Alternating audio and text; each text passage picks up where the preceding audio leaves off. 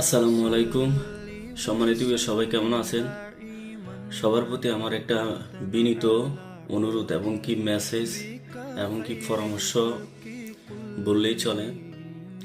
আসলে আমরা এই দুনিয়াতে যে জীবনযাপনটা করতেছি, কারো জন্য নিজের জীবন উৎসর্গ করে দেওয়া, আসলে এই দুনিয়াটা আমাদের জন্য চিরস্থায়ী নয় এবং কি আমরা বুঝতে হবে আমরা বাঁচবো, এটাও কখনো যে সারা জীবন আমরা বেঁচে থাকবো সেটাও কল্পনা করতে পারবো না।